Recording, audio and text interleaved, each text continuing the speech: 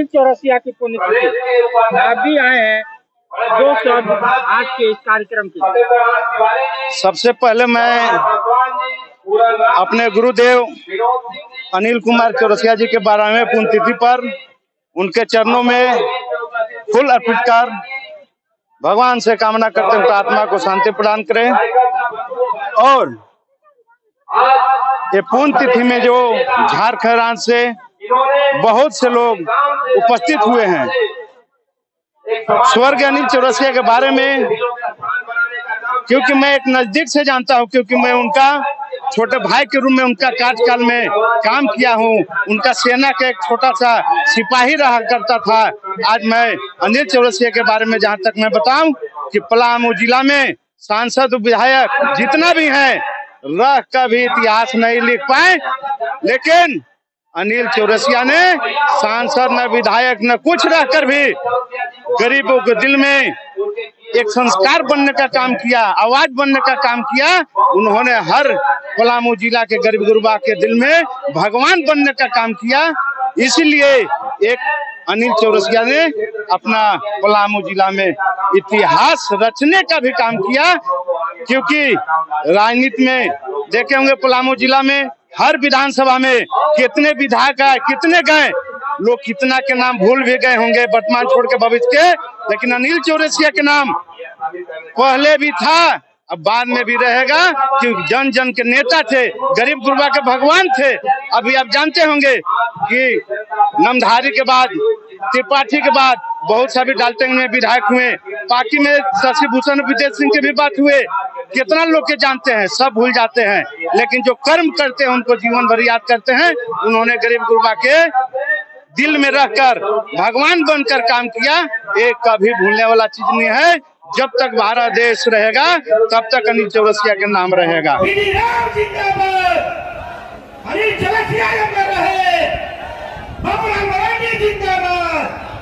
सभी लोग मैं सभी को अपनी ओर से शुभकामना देता हूं कि आज ने हम सबों को अपने इस कार्यक्रम में आकर जो हम लोग को सोच था, जो हम लोग को विश्वास था, आज कहीं न कहीं आप लोग के माध्यम से वो हम सबों को देखने को मिला। साथियों, जो समय राजनीति की शुरुआत हम किए थे और जिस समय पिताजी का निधन हुआ था, तब से लेकर आज तक इस क्षेत्र की जनता ने जो स्नेह प्यार मुझे देने के काम किया और स्नेह प्यार के तहत हम लोगों ने जिस तरीके से इस क्षेत्र के एक ही कार्यकर्ताओं के साथ मिलकर, जनताओं के साथ मिलकर और इस क्षेत्र के लोगों के साथ मिलकर जो विकास कार्य करनी चाहिए, मैं प्रयासरत उस कार्य को पूरा करने का प्रयास करता हूँ। साथियों, मैं आप सबों से कहना चाहता हूँ कि आज अगर अपने पिता के बारे में कितनी ही बात कहूँ, शायद पूर्व की योद्धाओं ने जो आप सबों के बीच में रखने के काम किया है, शायद वो भी कम हो सकता है, क्योंकि उस लड़ाई को भी हम लोगों ने बड़ी दूर से देखने के काम किया है। उस संघर्ष को हम लोगों ने बड़ी दूर से देखने के काम किया है, जिस संघर्ष में इस क्षेत्र के लोगों ने और यहाँ के सभी जाति धर्मों के लोगों ने एकत्रित होकर जो क्षेत्र से अपना नेता बनाने के काम किए थे, आज उस नेता के दिन है कि आज गरीब मजदूर किसान का बेटा इस क्षेत्र का नेतृत्व कर रहा है, इस विधानसभा का नेतृत्व कर रहा है। आज पिताजी की जो सपना थी, आज उनकी जो सोच थी, आज सोच कहीं न कहीं आप लोगों के माध्यम से धीरे धीरे पूरा हो रहा है। आप लोगों की जो लड़ाई थी, गरीबों के खेत में पानी मिले, गरीबों के घर तक सड़क बने, गरीबों के गांव में बिजली की व्यवस्था हो, कमजोर से कमजोर वर्गों के घर तक वो व्यवस्थाएं पहुंचे, गरीबों का घर बने, जिस घर को बनाने के लिए बरसों बरस लड़ाई लड़ने के काम किए, जिस गरीबों के आवास बनाने के लिए लड़ाई लड़े, आज उस चीज को कहीं न कहीं भारतीय जनता पार्टी और नरेंद्र मोदी जी के नेतृत्व वाली सरकार आज आपकी आंदोलन को किसी न किसी रूप में पूरा करने के काम कर रहा है कि नहीं कर रहा है? उस आंदोलन को पूरा कर रहा है कि नहीं कर रहा है? इस चीज को जानने की जरूरत है। हमारी लड़ाई क्या चीज से थी? हमारी लड़ाई कौन चीज के लिए लड़ी जा रही थी? हमारी लड़ाई गरीबों को विकास के लिए लड़ाई, गरीबों का जो हक है, मजदूरों किसानों का जो हक है, वहां के वंचितों का जो हक है, उस हक की लड़ाई लड़ने के लिए हमारी लड़ाई हो रही थी। आज अगर वो लड़ाई अगर लड़ी गई है तो आज कहीं न कहीं वो पूरा हो रहा है। गरीबों का आवास मिल रहा है, किसानों के खाते में पैसा आ रहा है, मजदूरों के खाते में पैसा आ रहा है, गरीबों को रहने के लिए घर बन रहा है, वैसे कमजोर वर्ग के लोगों के लिए तमाम व्यवस्थाएं पहुंच रही है, गांव गांव तक सड़क पहुंच रहा है, गांव में बिजली की व्यवस्था पहुंच पहुंच रही है। ये लड़ाई हमारी थी, जिस लड़ाई को मोदी जी ने बदलने के काम किया है। इस चीज को हम सबों को समझने की जरूरत है और इस चीज को हम सबों को जानने की जरूरत है कि हमारी लड़ाई हमने लड़ा और उस संघर्ष को पार को भारतीय जनता पार्टी के नेताओं ने इसे पूरा करने के काम किया। इस चीज को हमें आप सबों को जानने की जरूरत है। इसलिए मैं आप तमाम लोगों से कहना चाहता हूँ कि पिछले 10 वर्षों से इस क्षेत्र का नेतृत्व कर रहा हूँ और पिछले 10 वर्षों में जो आप लोगों ने मुझे स्नेह प्यार देने के काम किया है और स्नेह प्यार में आप लोगों ने, क्योंकि जिस गांव में जिस कस्बों में हम लोग रहते हैं, आज उस गांव कस्बे का धृत्य है परित्र ही बदल गया। आज गांव में जाने के लिए सड़क की व्यवस्थाएं हो गई है। आज गांव में जाने के लिए तमाम जो सुख सुविधा होता है व्यवस्था हो गई है। लेकिन राजनीति प्रतिकूलता के कारण, क्योंकि स्वर्गीय अनिल चौरसिया जी क्षेत्र का नेतृत्व करते थे, इस क्षेत्र के लोग अपने नेता को भगवान मानते थे।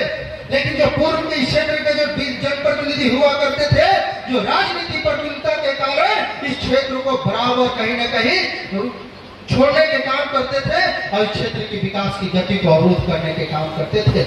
लेकिन जब आपका बेटा, आपका चुना हुआ प्रतिनिधित्व, आपका आशीर्वाद से, आपका स्नेह प्यार से और आपका सहयोग से इस क्षेत्र में अगर मुझे दायित्व मिला, अपने पिताजी के सपनों को अगर साकार करने का मुझे मौका मिला, उस मौका में हमने इस क्षेत्र के लोगों का उम्मीदों के साथ मजबूत करने के काम किया है, लोगों को विकास कार्य के साथ जोड़ने के काम किया है और उसको जोड़कर हम लोग मजबूती से कार्य करने के काम किया है। मुझे याद है वो दिन जो बड़े बड़े जनप्रतिनिधियों के यहाँ गरीब गुरबा नहीं जा पाते थे, ब्लॉक में जाकर ब्लॉक के रास्ता घूम जाते थे, बड़े बड़े अफसर के पास जाते थे तो अपनी बात नहीं रख पाते थे। लेकिन आज वो दिन नहीं है, क्योंकि आज वैसे लोग हैं कि अपने संघर्ष को, अपनी लड़ाई की बदौलत वैसे पदाधिकारी को भी मुंहतोड़ जवाब देने के काम करते हैं, जिसकी आवश्यकता आप लोगों ने मजबूत करने के काम किया है। इसलिए मैं आप तमाम लोगों को कहना चाहता हूँ कि आने वाला जो दिन है, आने वाला जो समय है, आप सबों के सहयोग से और आप सबों की प्रेरणा से फिर से मजबूत करने की जरूरत है। ये चीज कहने के लिए हम सभी लोग आज आपके बीच में इस श्रद्धांजलि सभा में उपस्थित हुए हैं। आज हम तमाम लोग इस चीज को गर्व के साथ कर सकते हैं और एक उम्मीद के साथ कर सकते हैं कि आज आप लोगों का स्नेह प्यार, उस दिन मुझे वो याद है कि 2014 में जब मैं पहली बार राजनीति में कदम रखा था 2015 में, और 2012 से लेकर 2014 तक जो संघर्ष आप लोगों के माध्यम से हमने करने के काम किया, आप लोगों ने जिस तरीके से उंगली पकड़ कर राजनीति कराने के काम किया, आज अगर इस मंच पर बोलने का अगर मुझे अधिकार मिला, इस मंच पर अगर आज कुछ बोल रहे हैं, इस क्षेत्र की जनता ने मुझे बोलने भी सिखाया है, चलने भी सिखाया है और राजनीति में बढ़ चढ़कर भाग लेने के लिए अपना सहयोग भी देने का सिखाया है। मुझे याद है कि जब मैं 2014 का चुनाव लड़ रहा था तो न मेरे पास पैसा था, न मेरे पास कोई रुतबा था, सिर्फ हमारे पास एक ही नेता थे और मात्र बाबूलाल मरांडी और क्षेत्र की जनता था। स्वर्गीय अनिल चौरसिया जी के सपना को साकार करने के लिए एक एक वोट कंगी छाप पर देने के काम किया था और अपना बेटा को विधायक बनाने के काम किया था। और ऐसे लोग जो भ्रष्टाचार में लिप्त लोगों को मुंह तोड़ जवाब देने के काम किया था, जो इस विधानसभा को अपना जागीर समझते थे। लोग कहते थे कि गरीब गुरबा कभी एकजुट नहीं होगा, अनिल चौरसिया कभी विधायक नहीं बनेंगे। आज उसका बेटा अगर आया है तो वो भी विधायक नहीं बनेगा। इस वजह के लोगों का मन में एक जिहन था कि गरीब गुरबा को तो हम कीन लेंगे, हम पैसा से कीन लेंगे, उसको हम तोड़ देंगे, उसको हम कमजोर कर देंगे। लेकिन यही गरीब गुरबा 2014 में अपना एक एक वोट, अपना पैसा लगाकर, अपना खाना खाकर, अपना पैसा खर्चा कर अपना बेटा को कुर्सी पर बैठाने के काम किया। आज उसी का देन है कि गरीब गुरबा सीना तान कर चलने के काम कर रहे हैं। उसी का देन है कि आज गरीब गुरबा अपने अधिकार के लिए किसी के सामने झुकने का प्रयास नहीं करते हैं और जब झुकते हैं तो उसका अधिकार भी मिल जाता है और उस अधिकार में जो चीज मांग होती है उसे पूरा करने के काम करते हैं।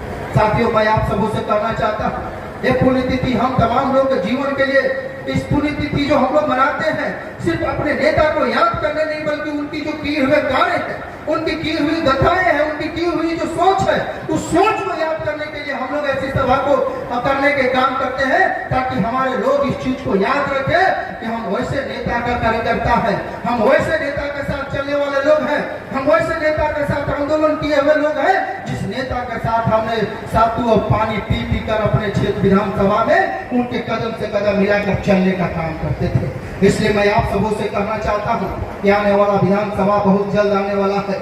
और हमारे नेता भी यहाँ उपस्थित है, जिनको हम तमाम लोगों को मिलकर इस प्रदेश का मुख्यमंत्री बनाना है। इस प्रदेश के समुचित विकास के लिए, इस प्रदेश के समुचित कार्य के लिए अगर इस प्रदेश का कोई भला कर सकता है तो भारतीय जनता पार्टी की सरकार है। इस सरकार को मजबूती से लाने की जरूरत है। जब 2019 में जब रघुवर दास जी की सरकार थी और उनके नेतृत्व में हम तमाम लोग इस विधानसभा में विकास की जो गाथाएं गिनी गई है, गांव-गांव तक अगर व्यवस्थाएं पहुंचाई गई है तो रघुवर दास जी के नेतृत्व की सरकार में पहुंचाई गई है, जिस सरकार ने हम लोगों को इस क्षेत्र में विकास करने के लिए बड़ी-बड़ी योजनाएं को लाने के काम किया। मैं धन्यवाद देता हूं अपने सांसद जी को कि उनके साथ मुझे भी पिछले 10 साल से इस विधानसभा में नेतृत्व करने का और साथ मिलकर विकास करने का मौका मिल रहा है। हम लोग नेतृत्व ये कहेंगे कि आज पलामू के धरती पर मेडिकल कॉलेज का निर्माण हुआ है, आज पलामू के धरती पर इंजीनियरिंग कॉलेज का निर्माण हुआ है, आज पलामू के धरती पर नीलांबर पीतांबर यूनिवर्सिटी बना है, आज पलामू के धरती पर सौर से पाइपलाइन के माध्यम से पानी लाकर बड़े-बड़े जलाशय में, बड़े-बड़े आहारों में, पोखरों में तो पानी देने के काम हो रहा है। और जिस क्षेत्र में हम लोग कार्यक्रम कर रहे हैं, इस क्षेत्र में गरीबों के घर तक पानी पहुंचाने के लिए 100 करोड़ की योजनाएं आज धरातल पर उतरा हुआ है, जो पाइपलाइन के माध्यम से गांव-गांव तक पानी पहुंचाने के काम किया जाएगा। इतनी बड़ी-बड़ी योजनाएं इस क्षेत्र के अनेक गांव में पानी पहुंचाने के लिए कम से कम हम कह सकते हैं कि 4 से 5 बड़ी-बड़ी योजनाएं हम लोग के माध्यम से चल रहा है। इस क्षेत्र की जनता के आशीर्वाद से चल रहा है। इस चीज को आपको जानने की जरूरत है। पिछले आज के 2014 के पहले के दृश्य क्या थी, उस चीज को भी आप लोग देख लीजिए। आज के 2014 के पहले के लोगों की क्या स्थिति थी, उस चीज को भी आप देख लीजिए। किसी गांव में जाने के लिए सड़क नहीं था, किसी के घर तक पहुंचाने के लिए व्यवस्थाएं नहीं थी। लेकिन आज आप किसी भी गांव में चले जाइए, किसी भी कस्बों में चले जाइए, आपको मेन रोड से सड़क जुड़ा हुआ मिलेगा और गरीबों के घर तक सड़क का निर्माण हो रहा है और हम लोग अभी करने वाले हैं। इस चीज को आप सबों को जानने की जरूरत है। इसलिए हमारे बीच में हमारे मेन वक्ता हमारे आदरणीय बाबूलाल मरांडी जी वाला दिन में अपना विधानसभा चुनाव के लिए लग जाइए और अपने नेता आदरणीय बाबूलाल मरांडी जी को एक बार हाथ उठाकर आप विश्वास दिला दीजिए कि हम भारतीय जनता पार्टी के कार्यकर्ता मजबूती से इस क्षेत्र में लगे हुए हैं, आपको मुख्यमंत्री बनाने के लिए, आपको इस प्रदेश की कुर्सी पर बैठाने के लिए और इस राज्य के विकास करने के लिए। कभी किसी क्षेत्र की जनता नहीं देते होंगे। आज अगर सही केस में भी अगर आप चले जाओगे तो थाना प्रभारी बिना पैसा ले छोड़ेगा ना। आज कोई गरीब गुरबा अगर अपना घर बनाने के लिए बालू ला रहा है तो उस बालू में भी का कमीशन है। अगर आप सही टाइम पर अगर नहीं पकड़ाते तो ठीक है, अगर कहीं पकड़ा गया कोई गरीब ट्रैक्टर वाला तो या तो खेत बेचेगा या तो पत्नी का जगह तब गहना या तो गिरवी रखेगा तब पुलिस होगा। क्या बात सही है कि नहीं? इस चीज को आपको जानने की जरूरत है कि आज भ्रष्टाचार अगर सबसे ज्यादा अगर किसी प्रदेश में फैला है तो झारखंड प्रदेश में फैला है। और इस भ्रष्टाचार के फैलने के कारण क्या है कि आज उसका नेता जेल में है। उसका कारण क्या है कि आज आप किसी का जमीन लूटिएगा।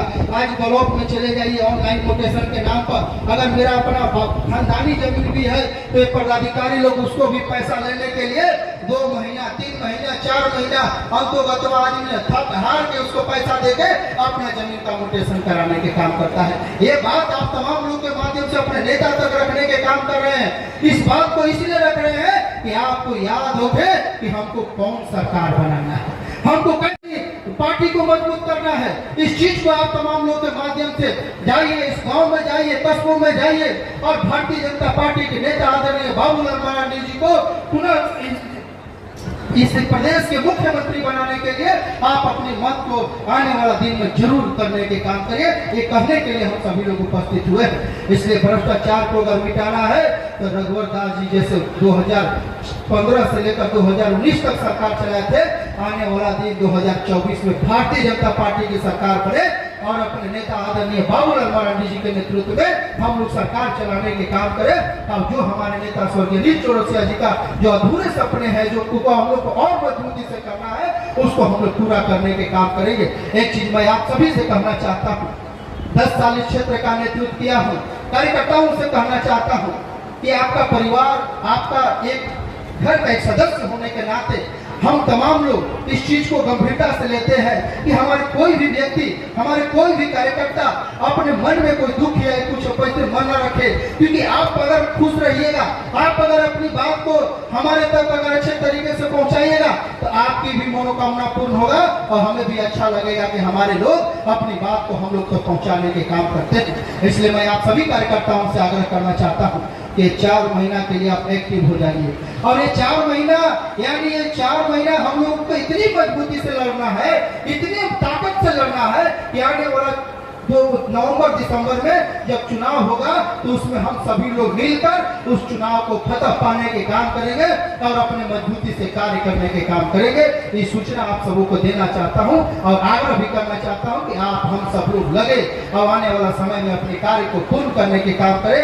इस मंच पर बहुत सारे ऐसे गणमान्य लोग थे जिनसे हम नहीं बोलवा पाए, मैं उन सभी से क्षमा चाहता हूँ और उन सबों से कहना चाहता हूँ कि हमारे जिला में एक मीटिंग है, इसके वजह से हम आप सबों से नहीं बोलवा पा रहे हैं, इसलिए आप क्षमा के प्रार्थी हैं।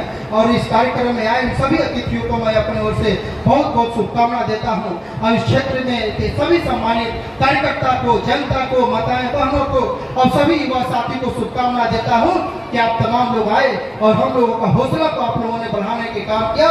इसी तरह आप जहां भी हम सबों का याद करें, आप जहां भी हम सबों का सहयोग ले, बेहिचक बिना सोचे समझे जरूर याद करने के काम करें। निश्चित तौर पर आपका बेटा जिस तरीके से आपने एक पौधा को लगाया है, इस पौधा को कितना भी मजबूत कैसे भी करें, इस पौधा को मजबूत करने की जरूरत है ताकि आने वाला दिन में हर एक कार्यकर्ता मजबूती से लड़ सके और अपने कार्य को मजबूती से निभा सके। इन्हीं चंद शब्दों के साथ मैं आप सबों से आग्रह करता हूं कि हमारे बीच में भी 2 वक्ता तो वे जिस प्रकार से गरीबों के लिए, समाज के लिए वो संघर्ष करते थे, लड़ाई लड़ते थे, जूझते थे, और तभी तो एक अकेले व्यक्ति को भी जनता ने उनको साथ नहीं छोड़ा। भले ही वो विधायक नहीं बने थे, लेकिन किसी विधायक से वो कम नहीं हुआ करते। और हमें निश्चित रूप से थोड़ी बहुत अफसोस इसलिए है कि जब उनको पार्टी में हम सब लोग कर्म करने लगे तो फिर हम सब लोगों को वो छोड़। और जैसे अविनाश वर्मा जी उस घटना के बारे में थोड़ा सा हमें चित्रित किया, तो वास्तव में ऐसे सामान्यतः याद नहीं रहता है, लेकिन जब चर्चाएं होती है इस मौके पर तो याद होता है। तुम्हें याद है उस वक्त हम कराची में भी नहीं थे, कहीं हम बाहर थे, संथाल परगना कहीं गए होंगे, कि हमारी आदत है रोज रोज घूमते। फिर यहाँ से अविनाश जी कार्यकर्ता सुबह ने टेलीफोन करके बताया कि ऐसी ऐसी घटना हुआ, यहाँ तो कुछ है भी नहीं। अगर रांची से अपोलो से एम्बुलेंस आ जाए तो फिर उनको लेकर के यहाँ से वहाँ पहुँच जाए तो शायद वो बच जाए। फिर हमारी अपोलो वालों से बात हुई, उन लोगों ने कहा कि जितने दूर है जाने में लगेगा, कोशिश वो लोग करें कि यहाँ से भी लोग लेकर के चले देता और हम यहाँ से गाड़ी भेजते हैं हम लोग, और कोशिश करेंगे ताकि थोड़ा सा दूरी कम हो जाए। यानी उस समय सड़क की भी स्थिति थोड़ी सा उतनी हालत ठीक नहीं थी, यानी कुल मिलाकर के रांची से यहाँ आने में लगभग 4 घंटा तो लग जाता है, और उस समय शायद वही 4 घंटा ऐसा कुछ लगता होगा, क्योंकि वहाँ से गाड़ी 4 घंटा आएगी और 4 घंटा जाएगी, तो कुल मिलाकर के 8-10 घंटा काफी समय होता है। तो ये मैं कह रहा था कि ये तकलीफ है, ये दिक्कतें थी। तो उस समय हम सोचते हैं कि अगर क्या कहते हैं, पलामू के प्रमंडल में ही चिकित्सा की अच्छी सुविधा हुआ होता तो शायद अनिल चौरसिया जी हम लोगों के बीच में रहते और स्वर्गीय नहीं होते। लेकिन एक मन में एक कसक होता है कि इंसान अगर चिकित्सा की सुविधा होता, तो इसलिए मैं लोगों से कहा करता हूं कि फिर सरकार को काम क्या करना है विकास के लिए, यही तो करना है। सड़क है, बिजली है, पानी है, शिक्षा है, स्वास्थ्य है, यानी ये जो बुनियादी सुविधा है ये हर लोगों को आसानी से उपलब्ध हो जाए।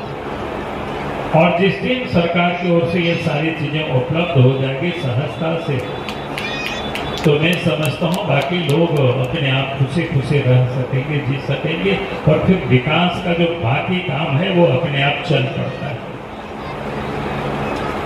अब जैसे उसका एक उदाहरण है, कराची की यहाँ दूरी कितना है, 165 किलोमीटर। अगर इसको कहें कि अच्छी सड़क हो तो आराम से 2 घंटा 2.25 घंटा में पहुंचाया जा सकता है। आप 2-2.5 घंटा में पहुंच जाए तो फिर क्या है, आकर के भी लोग जा सकते हैं। तो कहने का अर्थ है कि अच्छी सड़क का होना विकास के लिए निहायत जरूरी है। और आप तो सरकार बना दे रही है, आपने देखा होगा कि 4 लेन बाकी है, सड़क बन रहा है। लेकिन पहले क्या अवस्था, क्या स्थिति थी, अभी उसका आलोक जी आपको चर्चा कर रहे थे, इसलिए मैं उसको चर्चा नहीं करूंगा। मैं इतना ही कहूंगा कि जो विकास के लिए सड़क का कितना महत्वपूर्ण है, इससे आप एक अंदाज लगा सकते हैं। और वास्तव में जहां कहीं भी सड़कें ठीक नहीं होती, वहां लोग आना जाना भी लोग पसंद नहीं करते। तो सोचते करें यार इतना समय लगता है, आने जाने में ही समय बर्बाद होता है।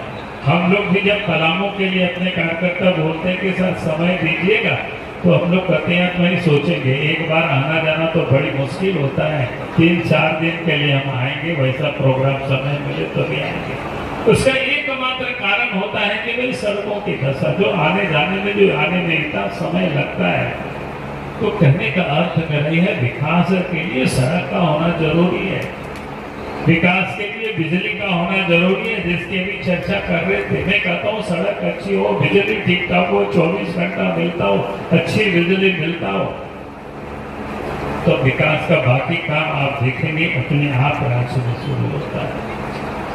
जो भी प्रदेश ने विकास किया है, तरक्की किया है, प्रगति किया है, वहां जाएंगे तो सबसे पहले आपको सड़क अच्छी मिलेगी और बिजली आपको अच्छी मिलेगी।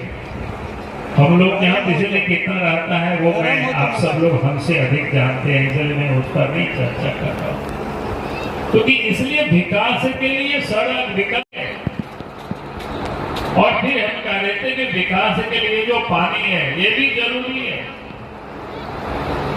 चाहे वो सिंचाई के लिए तो दूर की बात है, पहले पीने के लिए भी शुद्ध जल लोगों को मिल सके। आज वास्तव में झारखंड प्रदेश में ये जो इस वक्त इस प्रकार से जो वेव चल रहा है, लू चल रहा है, पलामू में तो 45-46 डिग्री से अधिक लोग बता रहे हैं टेम्परेचर है। यानी कुआं का पानी सूख गया, डाड़ी का पानी सूख गया, चापाकल का पानी सूख गया,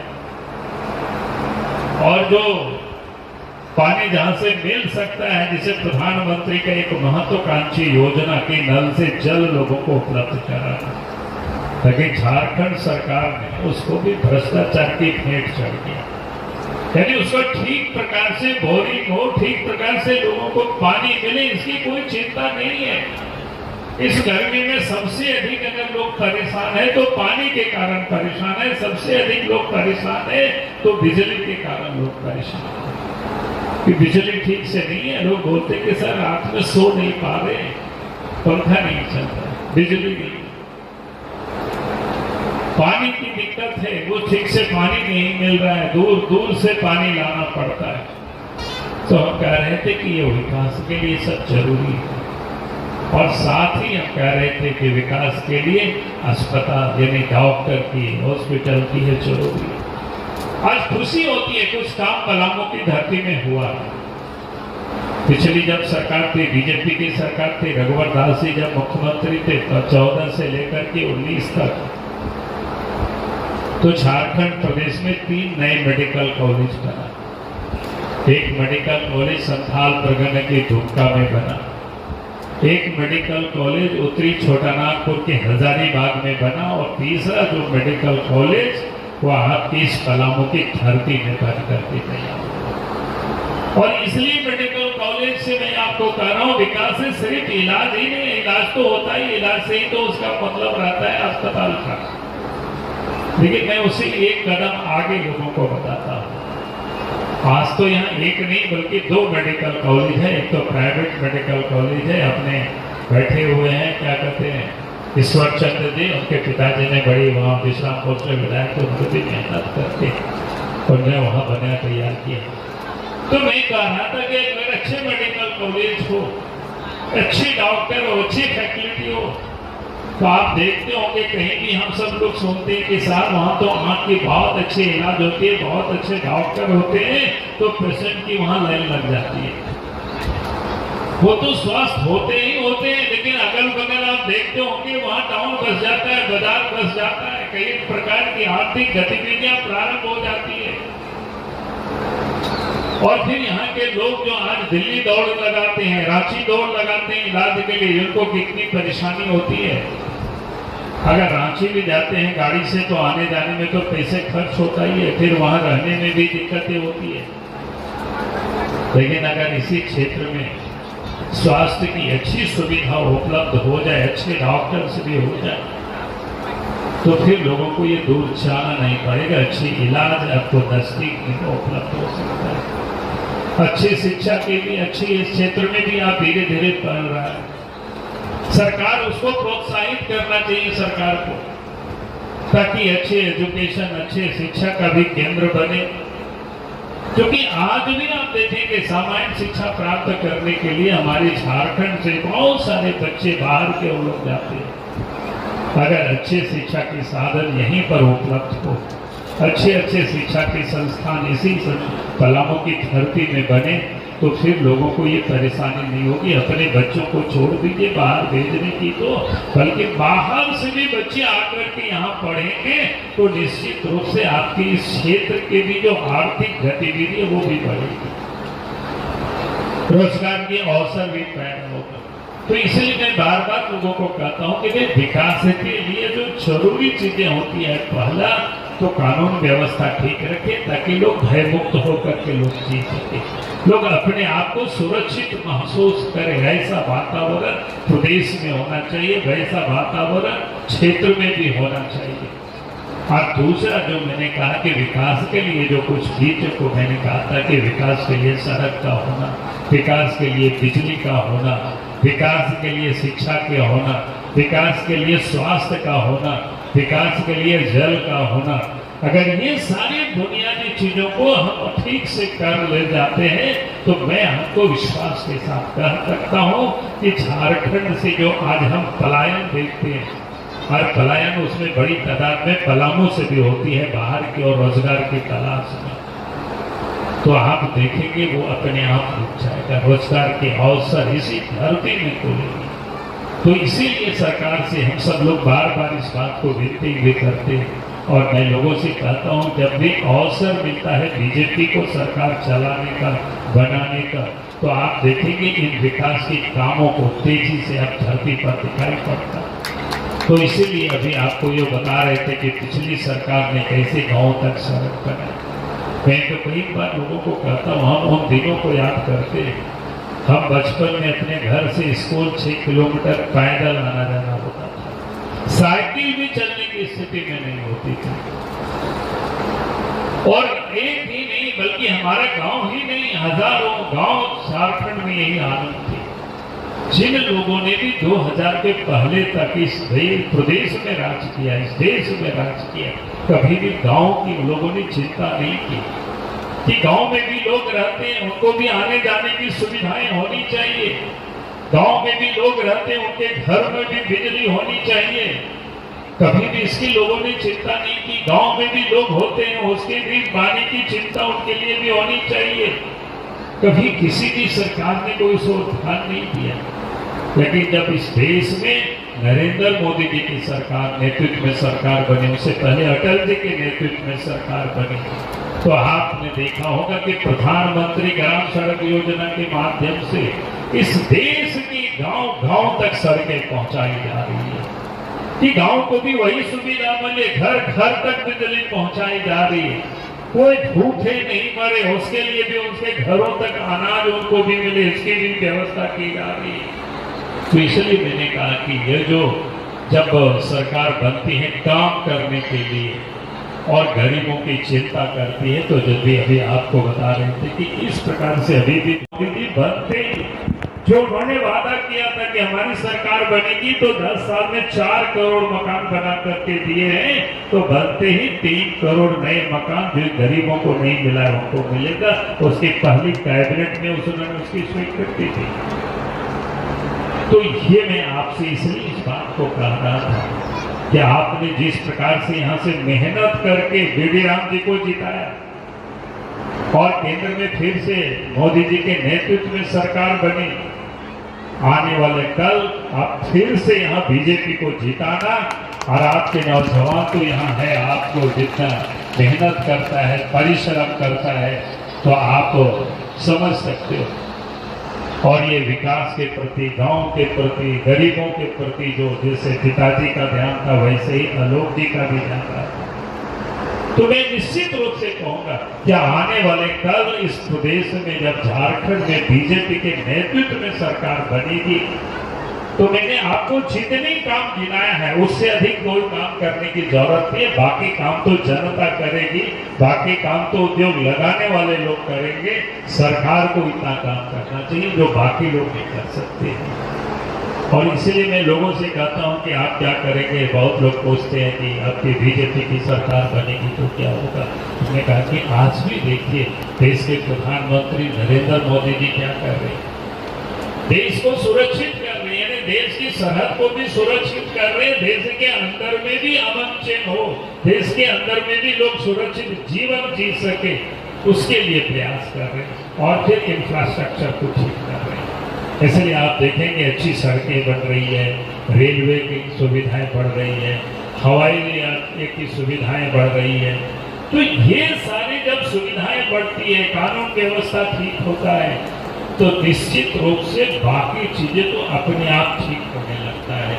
और अपने आप जैसे आज बहुत सारे लोग जब बाहर पलायन करते हैं तो इन्हीं चीजों के अभाव के कारण लोग पलायन करते हैं। जिनके पास पैसा होता है, देखता है अच्छी शिक्षा नहीं है तो अपने बच्चों को अच्छी शिक्षा देने के लिए चाहे वो रांची में घर बना लेगा, उससे अधिक पैसा होगा तो दिल्ली की तरफ चले जाएंगे, या फिर उससे अधिक पैसा होगा बाल बच्चों को पढ़ाने के लिए और अन्यत्र भेज।